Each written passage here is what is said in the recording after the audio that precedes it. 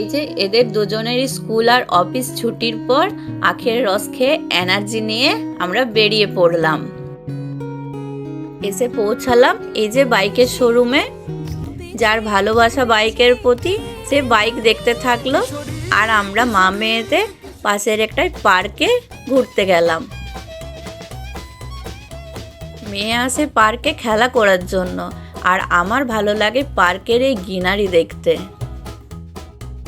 সত্যি বাচ্চারা পার্কে এলে কত খুশি হয়, কিন্তু আজকে অনেকটা ফাঁকা, সানডেতে বেশি ভিড় হয়। আর এই যে এই ছেলেটি আমাকে বলছে, আন্টি আপ লোগ বাঙালি হো, মেরা মাম্মি ভি বাঙালি হ্যাঁ। তো ওর মা ওখানে ছিল না, থাকলে হয়তো কথা হতো।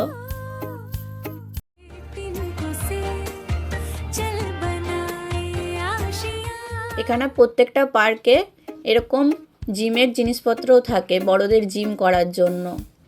জিমের কথা বলতে গেলে আর কি বলবো, যতবারই ভাবি জিমে ভর্তি হব, কিন্তু আমার লাইফ এতটাই বিজি হয়ে গেছে যে জিমে যাওয়া আমার পক্ষে একদম অসম্ভব হয়ে দাঁড়িয়েছে। কিন্তু আমার মেয়ে দেখো নিজে নিজেই এইসব জিমের কি করে সব জানে, নিজে নিজেই করছে। সত্যি বাচ্চাদের সাথে এরকম পার্কে এলে, বাচ্চাদেরকে খেলতে দেখলে আমরাও সেই শৈশবে পৌঁছে যাই, তাই না? সত্যি সেই দিনগুলো মনে পড়ে যায়, আমাদেরও ছোটোবেলাকার দিন। এই যে মেয়ে চাপছে এই স্লাইডটাতে, আর আমরা ছোটোবেলায় এরকম সিঁড়ি কাঠে চাপতাম। অবশ্যই একটা কমেন্ট করে জানাবে তোমাদেরও কি আমার মতো মনে হয়।